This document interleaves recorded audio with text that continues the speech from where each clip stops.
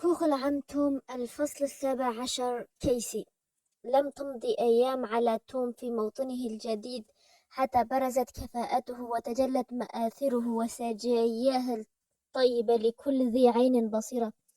فقد كان هذا الزنجي العجوز قادرا على أن ينجز بإتقان أي عمل يعهد به إليه أسياده، وكان إلى جانب هذا أيضا مخلصا في العمل، ولم يستطع البؤس والتعذيب أن ينال منه أو يوقعه في اليأس، فقد آثر الانصراف إلى العمل بجد والصبر دون كلل، متكلا على الله مسلما أموره إليه ومنتظرا الرحمة من لدنه بأن يفتح باب الإعتاق في وجهه ذات يوم.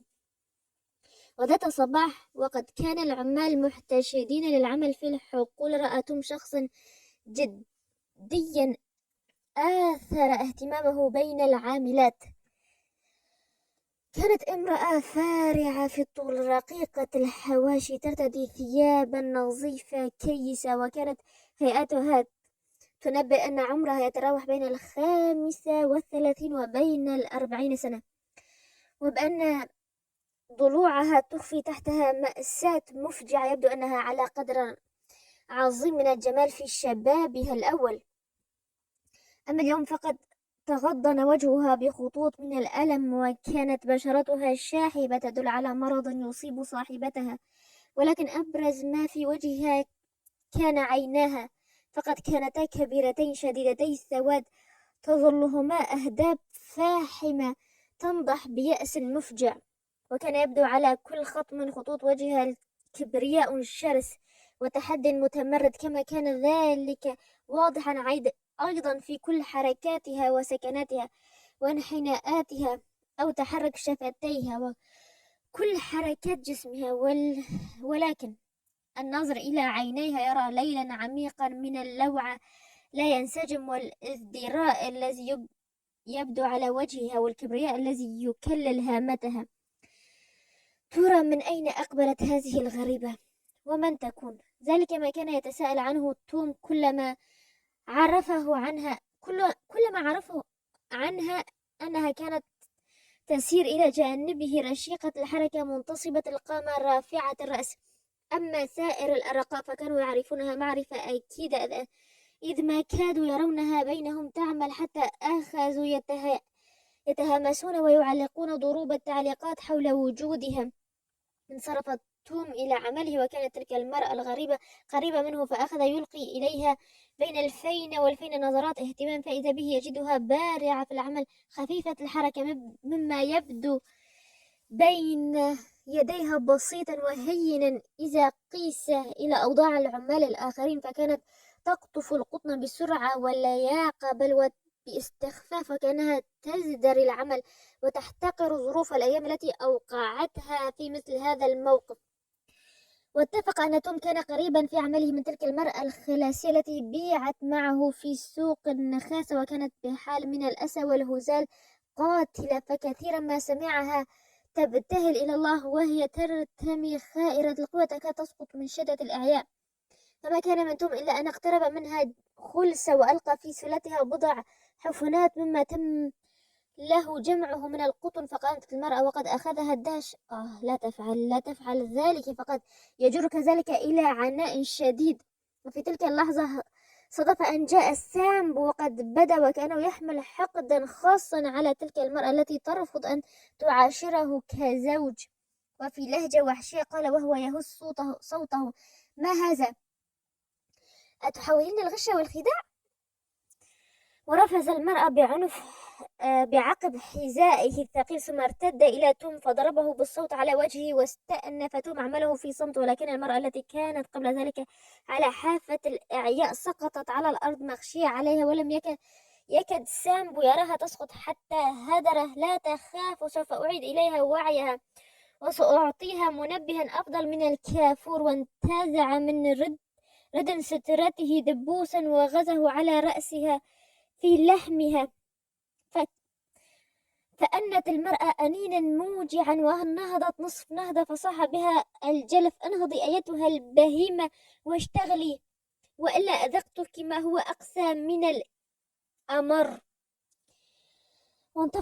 وانقضت لحظات، واصلت المرأة بعدها العمل في لهفة يائسة، فقال لها الرجل: حذاري أن تتراخي، أما إذا فعلت فثقي أن منيتك ستكون هذه الليلة. وسمعتهم المرأة تقول: ليتها تكون الليلة، بل الآن. ثم سمعها مرة ثانية تقول: يا إلهي، إلى متى تمهلني ولماذا لا تساعدني؟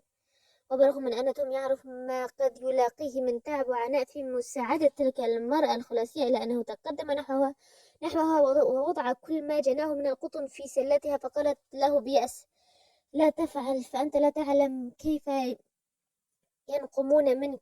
فقال توم: إني أستطيع أن أحتمل التعذيب أكثر منك. وعاد إلى مكانه، وكانت في تلك الأثناء قد اقتربت المرأة الغريبة من توم أن سمعته ينطق بهذا الكلام، حتى نظرت إليه نظرة بعينيها السوداوين، ركزتهما عليه تركيزا مقصودا، ثم تناولت مقدارا من القطن الذي في سلتها ووضعته في سلة توم. أنت لا تعرف شيئا عما يجري في هذه المزرعة، ولو كنت تعرف لما فعلت ما فعلت. وعندما تقضي هنا شهرا ستجد نفسك مضطرا ألا تجدد المساعدة لأحد. قالت: ولكن المسيح يحرم هذه المظالم. فأجابت المرأة بمرارة: المسيح لا يزور هذه الديار البتة. وابتسمت ابتسامة صفراء، فاكتشف سامبو حركة المرأة وفهم مغزى ابتسامتها، فسارع إليها حتى صار على مقربة منها وصاح: ماذا؟ اذهبي أنت تحت تصرفي الآن، انتبهي إلى عملك وإلا أدبتك. اضربني إذا كنت تستطيع، فليملأ القوة ما يحول لحمك طعاما إلى الكلاب أو وقودا للنار.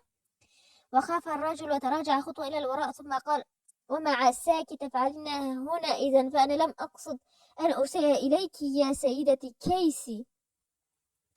وعادت المرأة المدهشة إلى الجاني بسرعة عجيبة، فما أن اقترب مغيب الشمس حتى كانت سلتها قد امتلأت، رغم من أنها وضعت مقادير كثيرة في سلة توم. وبعد الغروب سار الأرقاء المتعبون، وقد حمل كل منهم سلته على رأسه في اتجاه البناء المخصص لخزن القطن ووزنه وحلجه. وكان ليكري هناك مغرقا في الحديث مع سامبو وكيمبو. قال سامبو: لقد تأكدت من ذلك الرجل المدعو توم سوف يجلب لنا متاعب طائلة، فقد شاهدته بعيني ينقل القطن من سلته ليضعه في سلة لوسي. وتصرف كهذا يوحي إلى العبيد الزنوج أنهم مظلومون. فقال ليكري هائجا: سوف أؤدبه، سوف آمره أن يجلد لوسي بصوت بيده، انتظر قليلا.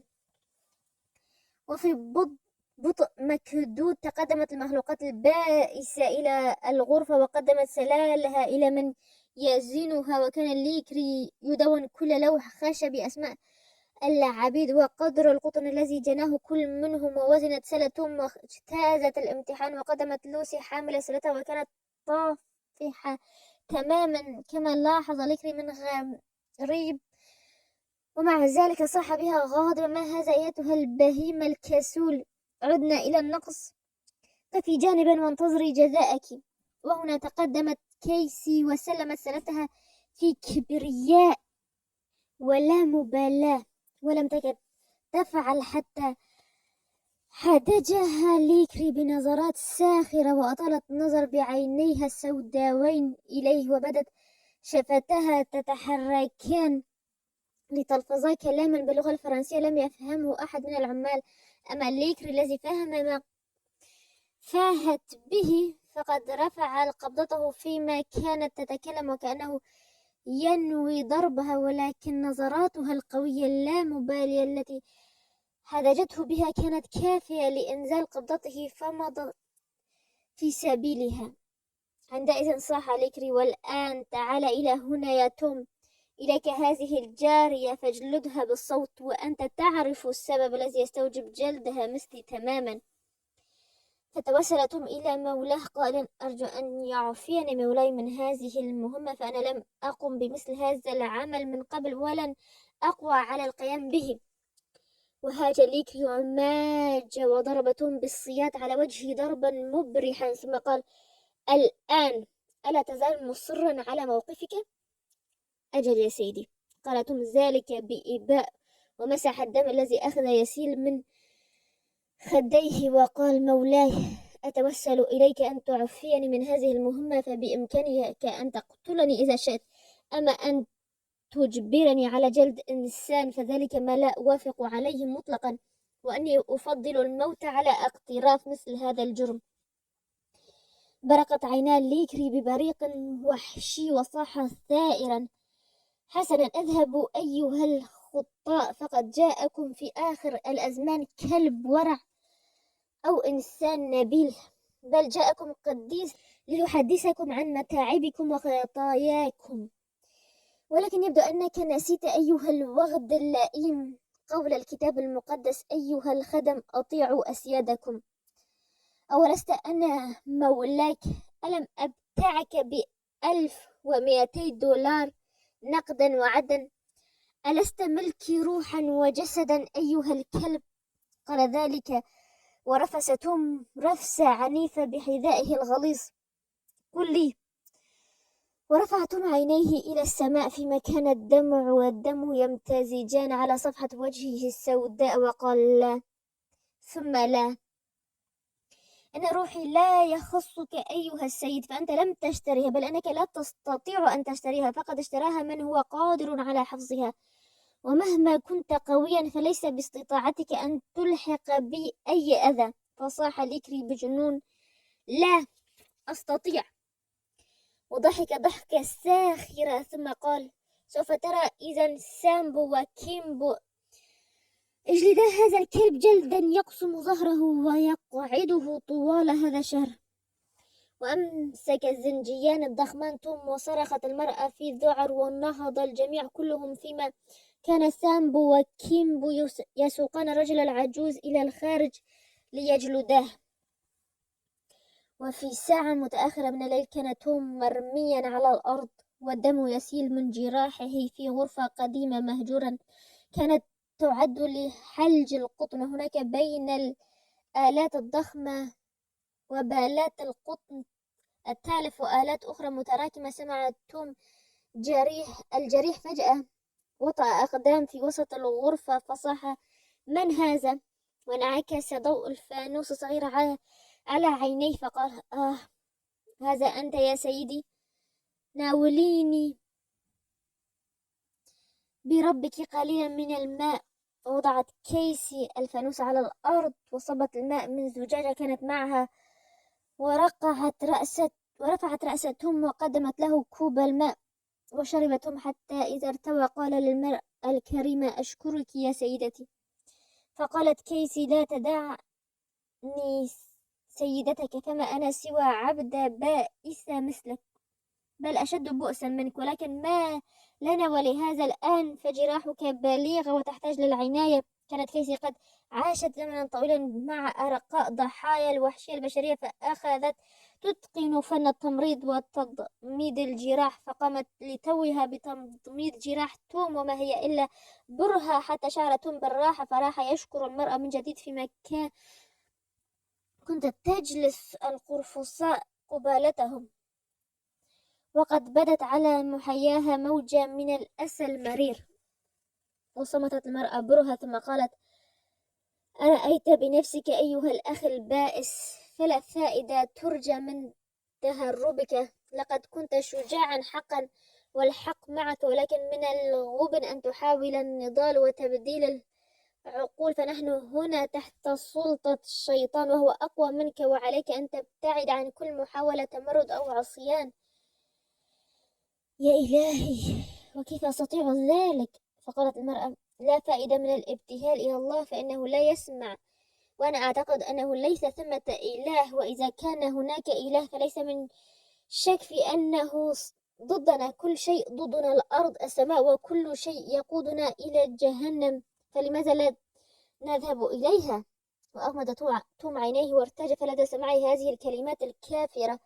وتابعت المرأة كلامها فقالت: إنك تجهل قوانين هذا المكان على ما يبدو، أما أنا فأعرفها، فقد مضى علي هنا 5 سنوات تحت سلطة هذا الرجل الوحش، وأني أمقته كما أمقت الشيطان، فنحن هنا في مزرعة نائية معزولة تبعد أكثر من 10 أميال عن أقرب مزرعة، وليس هنا رجل أبيض واحد يقوى أن يشهد ضد سيدك وجلادك إذا ما قرر أن يدفنك حيا، أو إذا ما أحرقك بالماء الحار، أو قطعك إربا أو ألقى بك إلى كلابها، أو شنقك في حبل، أو جلدك بالصوت حتى الموت. ليس هنا قانون من صنع البشر أو من صنع الإله يستطيع أن يفيدك أو يفيد أي منا. هذا الرجل الوحش لا يتورع عن اقتراف أبشع الجرائم، ويكفي أن أقص عليك بعض ما شاهدته واختبرته أثناء وجودي عنده حتى ينتابك الجزع وترتجف مفاصلك. برغم من أني لم أحب أن أعيش قربه، فقد اضطررت أن أجالسه طيلة السنوات ال5 المنصرمة عشتها معه، وتفانيت كل لحظة من لحظاتها بخدمته في الليل أو في النهار. وآخر الأمر فقد ابتاع اليوم فتاة جديدة في ال15 من سنها، تقول أنها نشأت نشأة دينية قويمة، وتزعم أن سيدتها النبيلة علمتها التوراة والإنجيل، وأنها جلبت معها الكتاب المقدس إلى هنا. ألا فلتهبط لعنة السماء ولتذهب بها إلى الجحيم. وضمتهم ذراعيه وسط الظلمة وجأر بالدعاء وقال: يا يسوع، يا سيدي يا يسوع، ترى هل نسيتنا نحن البائسين؟ ساعدني أيها السيد، فأني أموت من الألم. ساعدني يا سيدي. واستطردت المرأة وقد علت وجهها سحابة من الألم.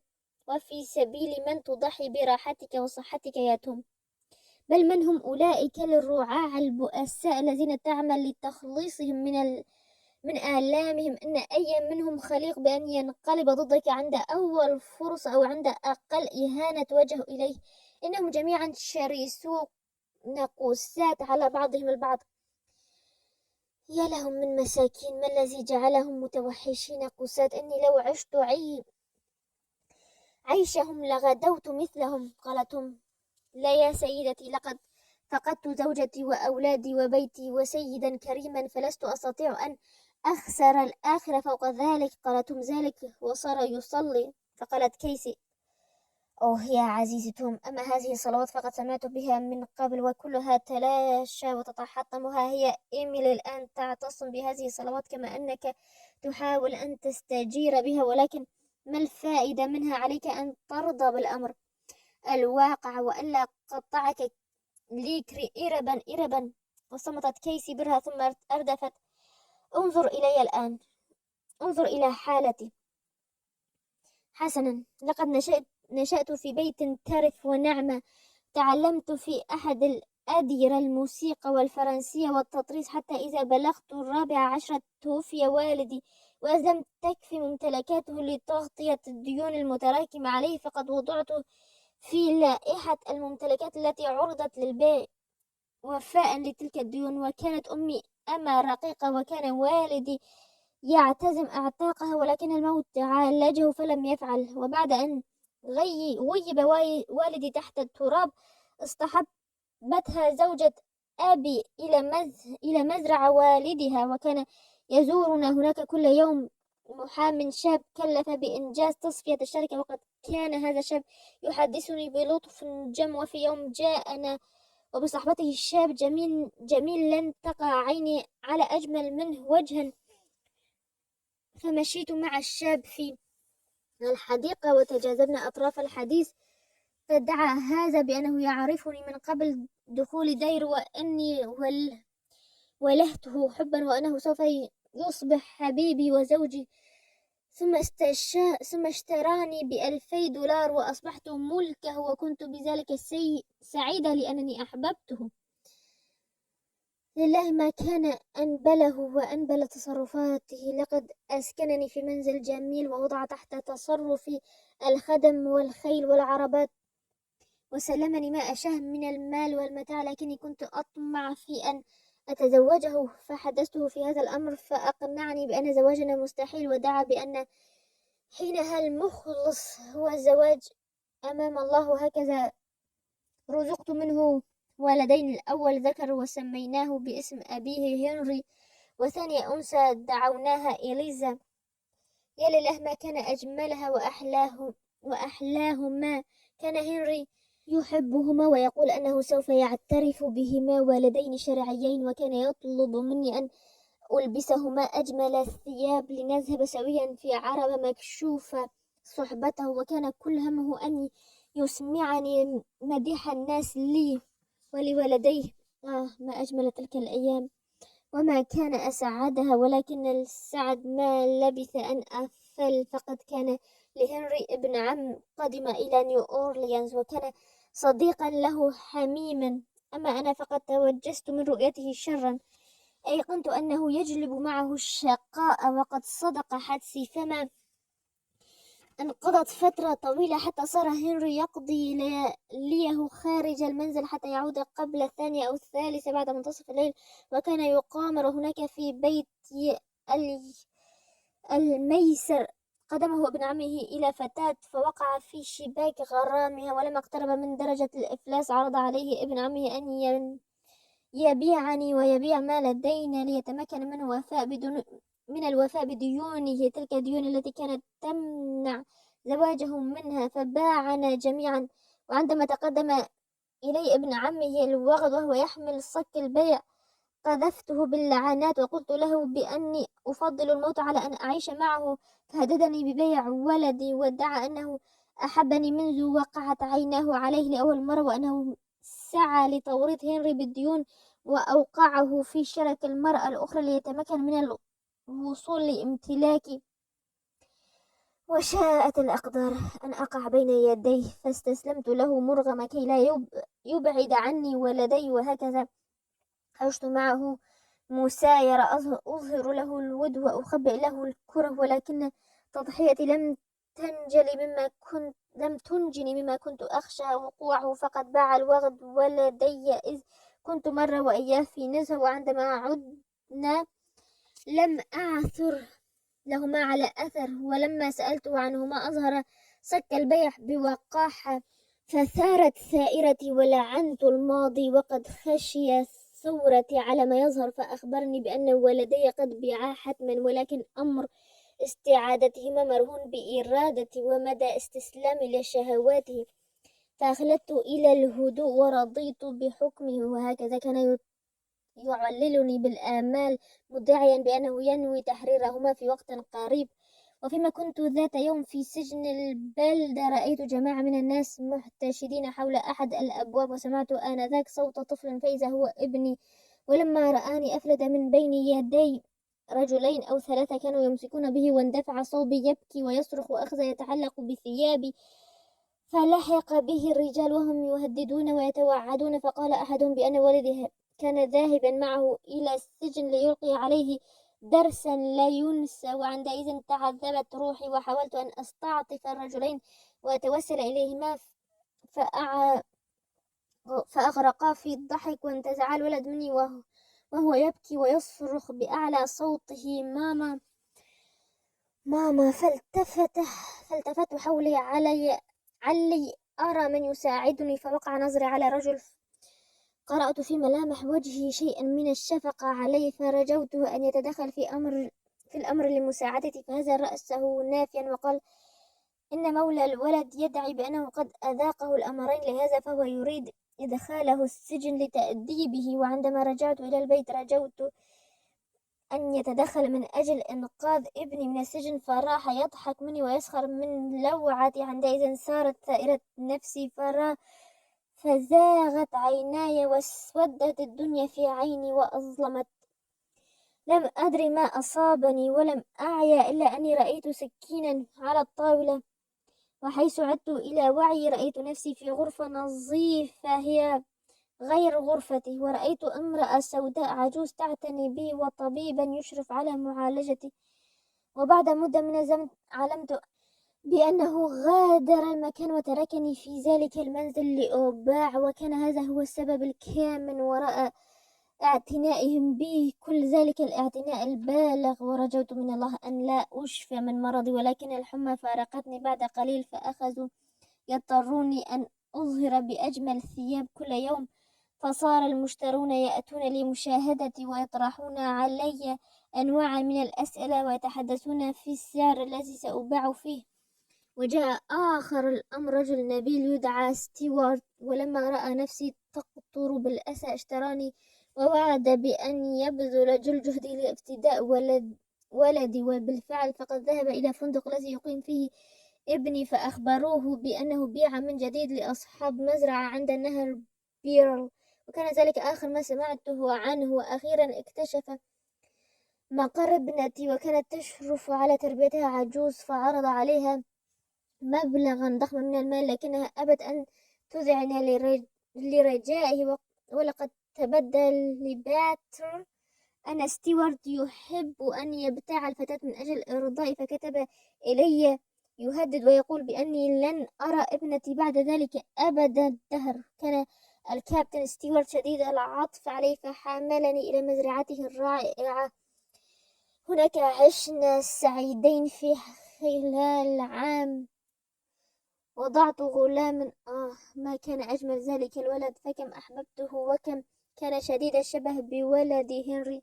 ولكني كنت عقدت العزم على أن لا أترك ولدا من أولادي يحيا ويدب على الأرض وهكذا. وبعد أن بلغ الطفل أسبوعين حملته وقبلته وبكيت عليه طويلا، ثم سقيته صبغة الأفيون وشددته إلى صدري فيما كان يغرق في نومه الأبدي. ولا تسل كم نهت وانتحبت عليه وكم تراءى لي عملي هذا إثما جسيما، ولكني مع ذلك لم أندم على ما فعلت بولدي. يكفي أنني أنقذته من حياة بائسة كان يمكن أن يحياها، وأبعدت عنه شبح البؤس والمذلة. ترى هل بإمكاني أن أقدم لذلك الطفل أفضل من الموت؟ بعد ذلك مات الكابتن ستيوارت متأثرا بوباء الكوليرا، ومات كثيرون غيره في حين عشت أنا. بعد أن اقتربت من باب الآخرة ثم باعوني في سوق رقيق، أنتقل من يد إلى يد حتى زوي الشباب وذبلت نضارتي، فاشتراني أخيرا هذا الوغد ليكري. وها أنا كما تراني اليوم فريسة الشقاء والألم. وبعد أن سكنت المرأة لحظة عادت إلى الكلام فقالت: وبعد هذا تقول أن هناك إلها يرى كل هذه المظالم ولا يوقفها؟ من يدري، قد يكون ذلك صحيحا. وقد كانت راهبات الدير يعلمنني أن هناك إلها، وأن هناك يوما يحاسب فيه الإله الناس على أعمالهم فيلقى كل جزاء عمله، وينتقم لنا الله من الظلام. يا لظلمهم، فهم يعتقدون ما نعانيه من الآلام وما يعانيه أولادنا لا يعد ألما. وفي ذات يوم عصف اليأس في رأسي، فبدأ لي وكأن في من الألم ما يكفي لتحطيم المدينة وتخريبها كلها. فأخذت أمشي في شوارع على غير هدى، وتمنيت لو تهدم المنازل وتقع على هامتي وتريحني من بلواي أجل يا توم. غدا في يوم الحساب سوف أشكوهم إلى الله، وأقف شاهد ضد أولئك الذين عذبوني وعذبوا أولادي جسدا وروحا. لقد كنت في وحدتي، أحببت الصلاة والله، أما اليوم فأنا عبارة عن روح تائهة تلاحقني الأرواح الشريرة ليلا ونهارا، تدفعني لعمل شيء يجب أن أفعله. وثق بأني سوف أفعله في يوم من الأيام. قالت ذلك وجمعت كفها بقوة وقدحت عيناها شررا مجنونا، ثم أردفت: سوف أرسله إلى مكان الذي يستحقه في ليلة ما، ولو كان ثمن ذلك إشعالي بالنار وأنا حية. بعد هذا ساد في الغرفة سكون رهيب، ثم انفجرت كيسي بضحكة هستيرية وسقطت على الأرض. وبعد أن ثابت إلى رشدها اقتربت من توم وقالت: هل تريد مني أيها البائس المسكين أي خدمة؟ أتريد مزيدا من الماء؟ وشرب توم ونظر إليها بحنو وعطف.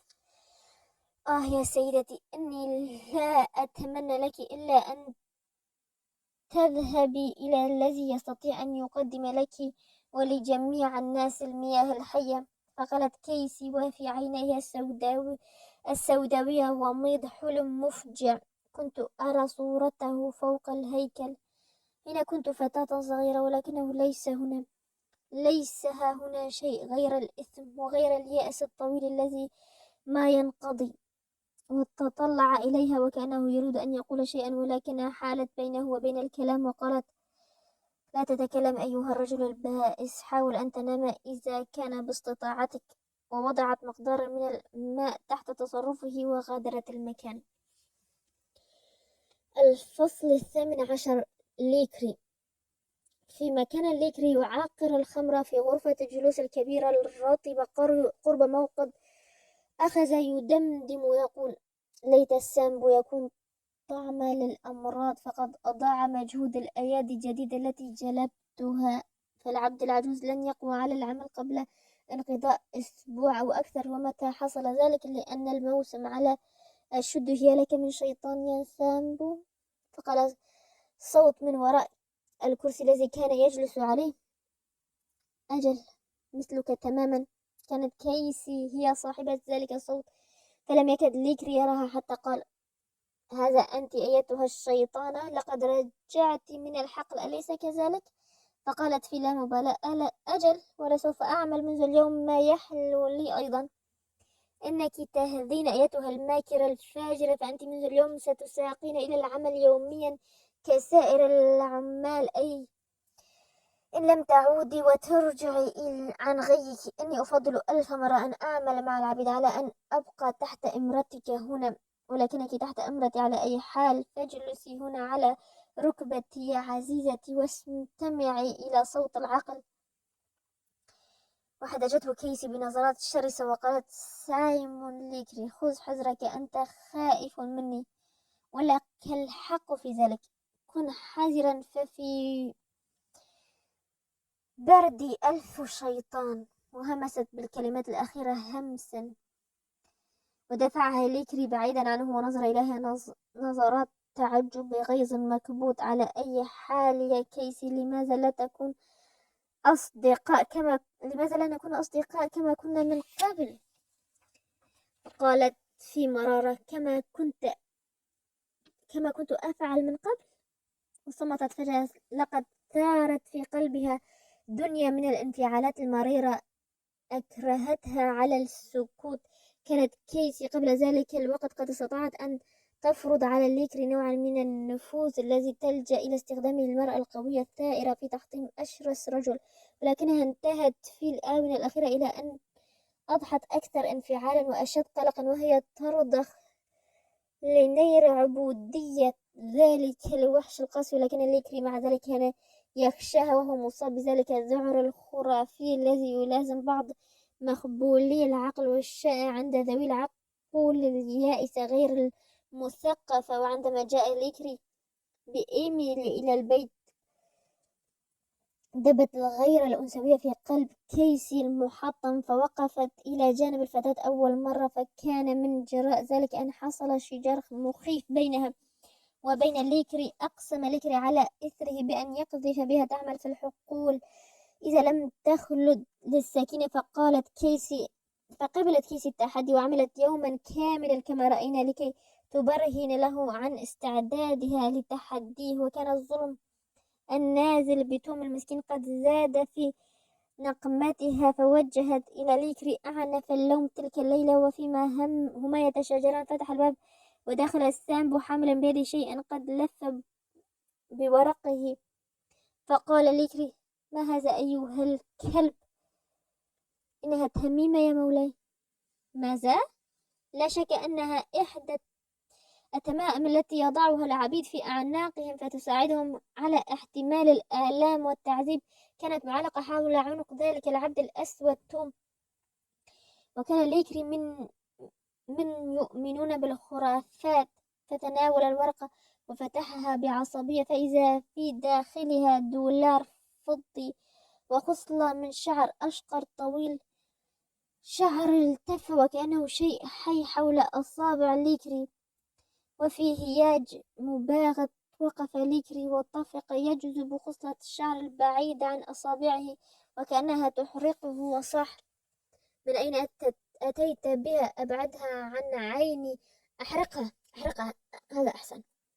وألقى الخصلة في نور الموقد واستطرد يقول: لماذا جئتني بها؟ لماذا؟ وأصاب سامبو ذهول مرعب فلم يستطع جوابا، وتمهلت كيسي وكانت تنوي أن تبرح الغرفة، وتطلعت إلى وجه ليكري باستغراب بالغ، وصاح ليكري في وجه سامبو: أحذرك منذ اليوم أن تأتيني بشيء من الأشياء الشيطانية. ثم تناول الدولار الفضي وطرحه خارجا. عند ذلك ركن سامبو إلى الفرار، وخرجت كيسي إلى الغرفة المهجورة حيث كانت توم المسكين يئن من جراحه بغية مساعدته. ولكن ترى ما السر الذي جعل ليكري الوحش يثور ويضطرب لدى رؤيته خصلة الشعر؟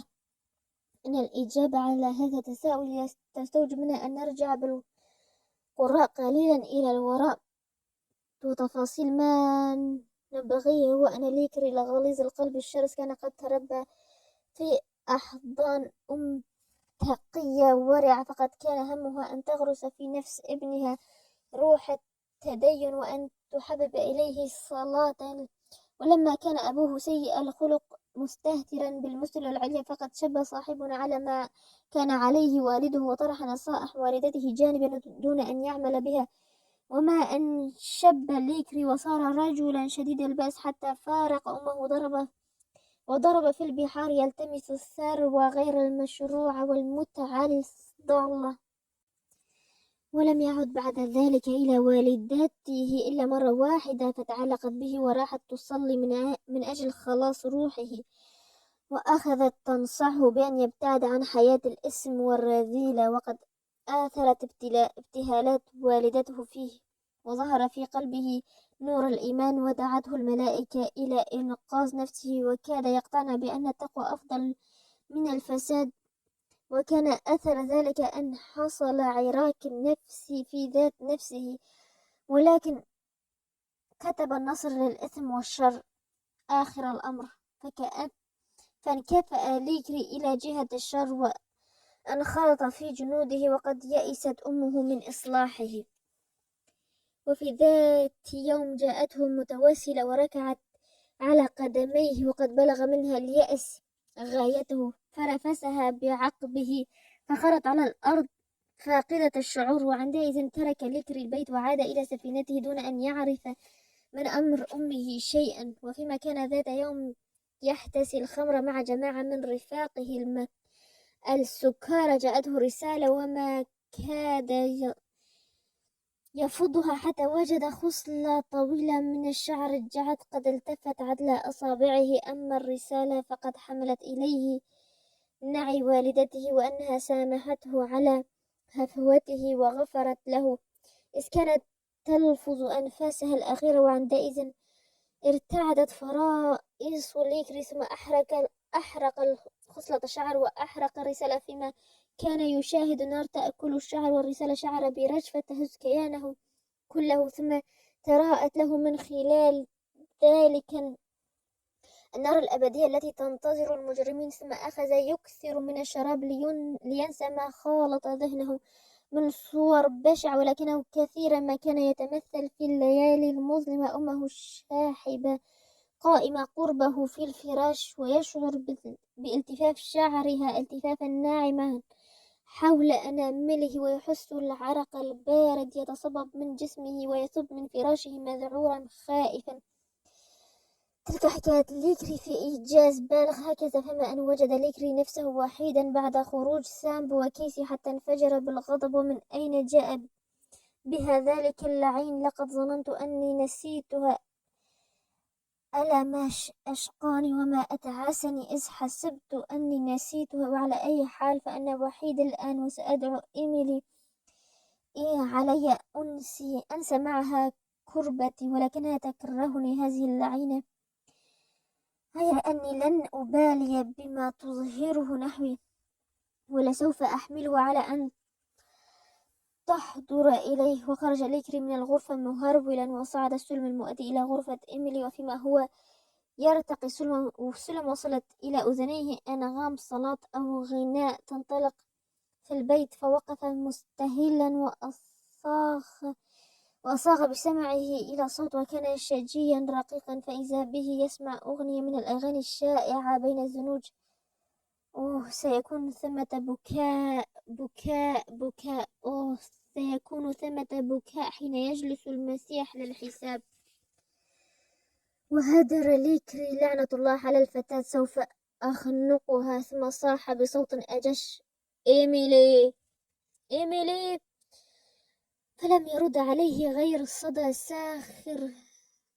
رجعته الجدران وواصل الصوت العذب أنشاده: هناك ينفصل الآباء عن الأبناء، هناك ينفصل الآباء عن الأبناء، ينفصلون لغير ما لقاء. ثم عاد الصوت يتغنى باللاذمة: سيكون ثمة بكاء بكاء بكاء. سيكون ثمة بكاء حين يجلس المسيح للحساب. وأصاب ليكري ذهول غريب جمده في مكانه، وقد خجل مما أصابه، فهو لا يستطيع أن يروي على مسام أحد ما اعتراه. لقد تصبب عرقا باردا على جبينه، وخفق خفوقا غريبا، وخيل إليه أنه رأى نورا جديدا يضيء الظلمة التي تكتنفه، ولكن أوصاله ارتعدت حين خطر في خلده أن شبح أمه قد يبرز له. وكان أن عاد ليكري إلى غرفة الجلوس، فأخذ يحدث نفسه قائلا: لا بأس من أن أصرح لنفسي بأني واثق من شيء واحد، أني سأترك ذلك العبد وشأنه بعد اليوم وبعد. فماذا يعنيني من ورقته المسحورة تلك؟ هل أكون قد سحرت؟ العرق البارد لا يزايلني منذ تلك اللحظة. ترى من أين أتى بتلك الخصلة من الشعر؟ لا يمكن أن يزايلني ذلك. لا يمكن أن تكون خصلة شعر أمي، فقد أحرقتها بالنار. إني واثق من ذلك. وكم هو مضحك أن يعتقد المرء أن في مقدور الشعر أن يبعث حيا بعد أن يحترق. وصفر ليكري للكلاب وصاح: ليفق بعضكم ويلازمني. ولكن الكلاب اكتفت بأن فتحت عينيها واحدة ناعمة، ثم أغمضتها وغرقت في رقاد. فقال ليكري: لسوف أدعو سامبو وكيمبو إلى هنا لينشدا ويرقصا على طريقتهما الهندية، بهذا أطرد تلك الأفكار الجهنمية عني. ولبس قبعته وقصد إلى الشرفة، ونفخ في بوق تعود أن يستدعي به خادميه المقربين. وفيما كانت كيسي عائدة من غرفتهم نحو الساعة 2 بعد منتصف الليل لتنام في غرفتها، سمعت عربدة وصراخا عاليا ممزوجا بغناء يصدر من حجرة الجلوس، فصعدت إليهم وألقت نظرة على ما في الغرفة، فوجدت ليكري وخادميه في حال من السكر الشديد، وهم يغنون ويرقصون ويقلبون أثاث الغرفة رأسا على عقب. فقالت في نفسها: ليس في التخلص من هذا الوغد اللئيم أي إثم وخطيئة. ولما دخلت كيسي غرفة إيميلي وجدتها جالسة مرتقبة خائفة في أقصى زاوية من زوايا الحجرة. انتفضت إيميلي لدى دخول كيسي، حتى إذا تبينت ملامحها آنست بها واندفعت نحوها تمد ذراعيها مرحبة وقائلة: ما أسعدني بمجيئك يا كيسي، أهذا أنت؟ فقد حسبته هو القادم الذي دخل غرفتي. هل سمعت تلك الضجة المخيفة التي تنبعث من الطابق السفلي طوال الليل؟ وهل عرف مثلها من قبل؟ فقالت كيسي: وكيف لا أعرفه، فقد سمعت مثلها مئات المرات. يا أختاه يا كيسي، أليس من سبيل إلى أن نبتعد عن هذا البيت الحقير؟ أليس من ينقذنا ونقر إلى مستنقع حيث الحيات والثعابين، أو إلى أي مكان بعيد من هنا؟ فقالت كيسي: ليس في استطاعتنا أن نفر إلى أي مكان غير القبور. وهل حاولت ذلك يوما؟ لقد رأيت كثيرا من الأرقاء يحاولون، وعرفت ما كانت نتيجتهم. فقالت إيميلي: إني أفضل أن أحيا في المستنقعات بين الأفاعي، وأن آكل جذور الشجر على أن أحيا إلى جانبه، فإني لا أخشى الحياة بقدر ما أخشاه. ولقد كان ما ها هذا ولقد كان هنا كثيرون يشاركونك هذا الرأي، ولكنك لن تستطيع البقاء في المستنقعات. إن الكلاب خليقة بأن تتعقب أثرك وتعود بك إلى هنا عندئذ. فصحت الجارية وهي تتطلع بدهشة: ما الذي يعمله عندئذ؟ فقالت كيسي: بل من الأفضل أن تسأليني ما الذي يمنعه عن عمله. لقد أتقن صناعة القتل جيدا بفضل تعاطيه القرصنة في جزائر الهند الغربية، وأني لو أروي على سمعك بعض ما شاهدته من أهوال إذا لما غمض لك الجفن. لقد سمعت هنا عويلا ما يزال يدوي في آذاني طوال أسابيع، بل وحتى الآن. وإنك تجهلين أن هناك مكانا لا يبعد كثيرا من هنا توجد فيه شجرة سوداء يابسة مكسوة بالرماد الأسود، وإذا أردت أن تعلمي أي فظائع ارتكبت في ذلك المكان فاسألي من تشائين وسترين. إذا كان هناك امرؤ يجرؤ أن يجيبك وليس باستطاعتي أن أخبرك، بل أني أتحاشى مجرد التفكير في ذلك. والله وحده هو الذي يعلم ما قد تراه أعيننا غدا أو بعد غد. وغاض دم في وجه إيميلي وقالت: شيء مخيف يا كيسي، أخبريني ما الذي علي أن أفعله؟ ما فعلته أنا أعملي أقصى ما تستطيعين عمله، ما ينبغي أن أعمله وأعمله ببغض. فقالت إيميلي: إنه يكرهني على تعلم محقرة الخمر معه، وأني لا أكرهها وأكرهه. فأجابت كيسي: من الخير لك أن تشربي، لقد كنت أكرهها أيضا، أما اليوم فأنا لا أستطيع أن أعيش بدونها. ذلك أن الأمور المخيفة تبدو أقل قذارة مما هي عليه لمن يحتسي الخمر. ولكن أمي حذرتني منها كثيرا. كذلك فعلت أمي، قالت كيسي ذلك، ولكن لم تتعب الأمهات أنفسهن بمثل هذه النصائح والإرشادات البطالة. أما ما يجري هنا فهو أننا نباع جميعا وندفع أثمانا لملاكنا ونصبح نفوسا ملكا لكل من يقدر أن على استرقاق. ومن أجل ذلك أقول لك: اشربي الخمر، اشربي أكبر قدر منها ما استطعت، ففي ذلك ما يجعل حياتك أكثر احتمالا. وفي صباح اليوم التالي دخلت كيسي على ليكري فوجدته واجعا كئيب النفس بسبب حلم رآه. فقد رأى فيما يرى النائم وجها محجبا، هو وجه أمه دون الريب، يمد إليه يدا رقيقة، ويرى أن تلك الخصلة من الشعر صارت تلتف حول أنامله، ثم أخذت تطوق رقبته وتضغط عليها بشدة حتى كادت تخنقه. وزاد على ذلك أن كيسي قد رمته في بئر عميقة، وقالت له: الآن يا عزيزي سايمون، أني أقدم لك النصيحة، وما تلك أن تترك توم وشأنه. ولكن ما الذي يهمك من أمر توم؟ ماذا؟ أنسيت أننا في أوج الموسم، وأنه ليس من مصلحتك أن تجعل أنشط أيدي لك مغلولة عاطلة في حين يفرغ منافسوك الجهد للفوز عليك في هذا الميدان. وكان لدى ليكري مطمح واحد شأن معظم المزارعين، هو أن ينتهي به موسم القطن بأوفر محصول ممكن، وقد صدف أنه راهن مرارا على ذلك الموسم بالذات، ولهذا قد اقتنع بكلام كيسي بسهولة ويسر، وقال: حسنا، سأخلي سبيله، ولكن من واجبي أن يسألني العفو وأن يعدني بأن ينهج منذ اليوم نهجا أفضل. فقالت كيسي: ذلك شيء لن يقدم عليه توم. لن يقدم عليه. ولما يا سيدتي؟ لأنه عمل ما هو صواب والحق، فمن متعذر عليه أن يعتذر، ولكنك سوف ترين أنه سوف يفعل مرغما، فأنا أكثر الناس معرفة بالزنوج، وسترين أيضا أنه سيقدم إلي ملتمسا العفو كالكلب هذا الصباح.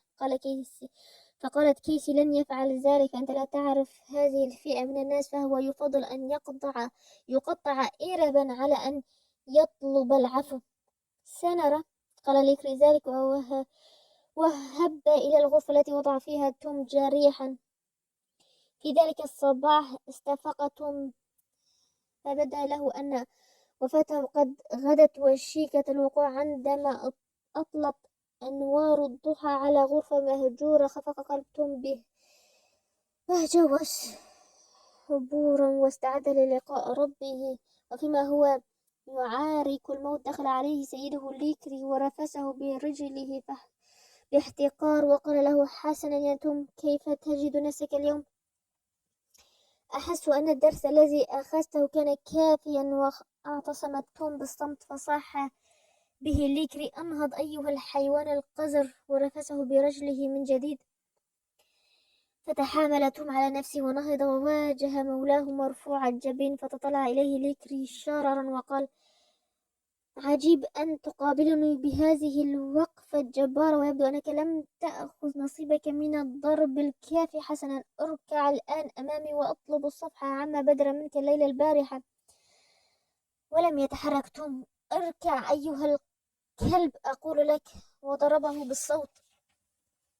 فقال توم: مولاي، لا تحملني على فعل ما لا أستطيع، فقد فعلت ما هو حق في اعتقادي، وتأكد بأني لن أتوانى عن أن أقف نفس الموقف إزاءك فيما إذا اضطررت إلى ذلك في المستقبل. إذا ما قولك لو شددت وثاقك إلى جذع الشجرة وأضرمت النار حولك؟ إنه لمشهد جميل، أليس كذلك؟ فقال توم: مولاي، أنا أعلم أن باستطاعتك أن تميتني، ولكن بعد أن تقتل جسدي لن يبقى شيء تستطيع أن تعذبه، فأنا على استعداد أن أقدم لك قوتي كلها ووقتي كله وإخلاصي في العمل دون تفكير. أما نفسي فلا أقدمها إلى أي إنسان، فأنا مثلي، بل أقدمها إلى الله وحده، وأنفذ أوامره قبل كل شيء، سواء عشت أم مت.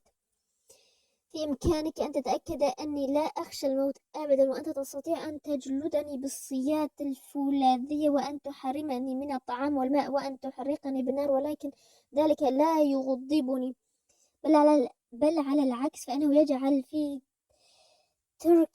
ترك هذا العالم الفاني لأذهب إلى العالم الآخر هو أحب إلي من هذا العالم.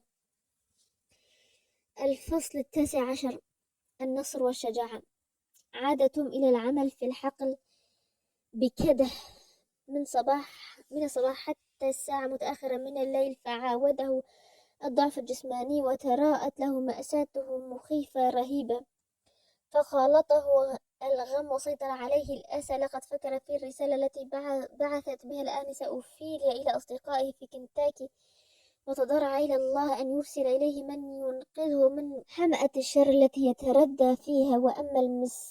وأخذ المسكين يترقب منفذ ساعة ساعة ويوما بعد يوم، حتى إذا غاب رجاؤه ولم يجد في جوه إلا السراب الخادع، ساورته شكوك مرة، فأخذ يقاومها، وهذه الشكوك كانت تلقي في فكره الخوف حينا، كما كانت تسوقه أحيانا للاعتقاد أن من العبث أن لا طائل تحته أن يستمر في تقوى الله، لأن الله قد نسيه وتخلى عنه وهو في أشد الحاجة إليه. ومن البديهي أنه عندما تضعف النفوس عن احتمال أي عبء ثقيل تتكاثر المشقات والأعباء على أعصابنا الجسدية وحتى على معنوياتنا واعتقاداتنا، وتثور ثائرتنا في يأس لزحزح ذلك الثقل الذي يقسم ظهر الإنسان ويقض مضجعه ويهد كيانه. ومن هنا يمكننا أن نستخلص القول بأن البشر والشجاعة هما والدا المصاعب والأوجاع، وهذا ما وقع لتوم بالذات، فأن المظالم التي تفنن ليكري مولاه في إنزالها به قد بلغت ذروة الوحشية والبشاعة، في حين كانت يد الإيمان ما تزال مستجيرة بالصخرة الأبدية، ولكن بقبضة حذرة دب في عروقها اليأس المرير. وكان يجلس شارد اللب موزع النفس قرب النار المتقدة حين بدا له وكأن كل أمل للنجاة قد انهار حوله، وفكرتهم جديا بذعر ودهشة فيما أصابه. برز له وجه مشرق يتوجه بإكليل من الشوك، والدم يسيل من جراحه، وأمعنة النظر في ذلك الوجه الإلهي وإلى الصبر الذي يتجلى على ذلك الوجه، فاستيقظت روحه الضعيفة من شكوكها وبسط يديه وجثى على قدميه، فيما كانت الرؤيا تتحول تدريجيا وتتبدل، فإذا بالأشواك التي تكلل هامته تنقلب إلى أشعة من بهاء ومحبة، وإذا بذلك الوجه نفسه يلتفت إليه بحنان وعطف ليقول له بصوت حنون: طوبى لمن يصبر ويقاوم، لأنه سيجلس معي على عرشي. وحين ثابتهم إلى نفسه كانت نار قد خمدت، وإذا ثيابه تعتصر بالعرق الغزير، وقد ولت أسمى الروح الرهيبة، وامتلأت جوارح نفسه بالبشر والارتياح العلوي، فهو لا يخشى بعد ذلك الجوع والبرد أو التحقير والإهانة الخبيثة والتعاسة. ونظرتهم بخشوع إلى نجوم السماء الخالدة التي ما فتئت ترعى الإنسان وتلقي عليه أضواءها الملائكية، ثم راح ينشد في سكون الليل الجالي تمتمات ترنيمة تعود إنشادها سابقا، وقد غمره شعور سعيد لم يحس به من قبل. إن الأرض سوف تذوب كالثلج، وأن الشمس سوف تفقد أنوارها، ولكن الله الذي دعاني هنا إليه سوف يكون لي إلى الأبد. وحين ظهر الصباح ولاح، كان في عداد الذين استيقظوا من سباتهم ليهرعوا إلى الخيل، أولئك البائسين المرتجفين من البرد، رجل يمشي بخطى سعيدة وادعة، لأن إيمانه بالله العلي القدير إيمانه بالحب الخالد كان أقوى من الأرض التي يسير عليها. ومنذ تلك اللحظة بالذات انفتحت في قلب ذلك المخلوق المعذب على الأرض قوة سلام لا سبيل إلى سدها، فقد زالت عنه تلك الأحزان والمخاوف، بل وتلك الرغبات التي كانت تملأه أسا ولوعا. والتزمت تلك النفس البشرية التي طالما تعذبت وناضلت التزاما كليا بالإرادة الإلهية التي هي جزء منها. ولاحظ ليكري وأرقاؤه جميعهم ذلك التطور الذي ألم بنفس توم وحاره في تعليله وتأويله. وفيما كان ليكري ذات مساء عائدا من رحلة قام بها على حصانه في المدينة المجاورة، وكانت ليلة مقمرة ونسيم عليلا، سمع توم ينشد ترنيمة كنائسية، فرفع في وجهه صوت وصاح به: كيف تجرؤ أن تطلق لصوتك العنان في مثل هذه الساعة المتأخرة من الليل؟ الأفضل لك أن تطبق فمك الأسود وتأوي إلى فراشك. فأجابه توم: نعم يا مولاي. وكانت توم يغط في نوم عميق هادئ عندما أيقظه كيسي من شباك الغرفة ودعته للخروج، فنهض حالا جذلا مستبشرا. كانت الساعة تتراوح ما بين 1 و2 بعد منتصف الليل، وقد لاحظ توم على ضوء القمر في عيني كيسي الواسعتين السوداوتين بريقا وحشيا ثائرا كان يعصف بهما. تعال إلي ولا تخف أيها الأب توم. وجذبته بيدها الصغيرة من معصمه إلى الأمام بقوة وعزم، وقالت له: تعال، فعندي أخبار أريد أن أنبئك إياها. فقال توم في قلق: وما تلك الأخبار يا كيسي يا توم؟ ألا تريد أن تنعم بحريتك؟ فقال توم: سوف أنعم بها في وقت قريب إن شاء الله، ولكن في استطاعتك أن تنعم بها الليلة. هيا. ترددت توم فركزت عينيها سوداوتين عليه وهمست في أذنه: تعال انظر، فهو نائم كالقتيل، لقد سقيته مقدارا زائدا من البراندي فغرق في النوم حتى أصبح كالميت. تعال. فالباب الخلفي مفتوح، وهناك فأس حادة قد أحضرتها ووضعتها هناك، وباب غرفته مشرع، وسوف أدلك على الطريق. لقد كنت عازمة أن أتولى قتله بنفسي، ولكن ذراعي ضعيفة ولا أقوى على القيام بهذه المهمة. تعال ونفذ ما أقوله لك. لا لا يا سيدتي، لن ألوث يدي بالدم ولو أعطيت الدنيا ثمنا على ذلك. قالت كيسي: ولكن فكر في هذه المخلوقات البشرية البائسة، إننا قد نوفق في تحريرهم جميعا، ونذهب إلى مكان ما من المستنقعات ونقطن في جزيرة نستطيع أن نعيش فيها في عزلة عن العالم. وأجابها توم في حزم: لا، لا، أن الخير لا ينبثق أبدا من الشر. إني أؤثر أن أقطع يميني قبل أن أقترف هذا المنكر. فقالت: إذا سأقوم بهذه المهمة بنفسي. بربك يا كيسي لا تفعلي ذلك، بحق المسيح المخلص الذي مات من أجلنا لا تسلمي نفسك الغالية للشيطان. إن هذا العمل الشرير لن يعطي إلا الشر. إن الله لم يطلب منا أن نقاصص أعداءنا، بل علينا أن نتعذب ونتحمل حتى يأتي بملكوته. فقالت كيسي: أنتظر ماجيه، لقد انتظرت حتى ضاق صدري واعتل قلبي. لماذا يفرض علي المخلص أن أتعذب وغيري ينعم؟ لماذا يفرض عليها على مئات من مخلوقات التعيسة أن تتعذب؟ ألا يمتص لك شرير دمك امتصاصا؟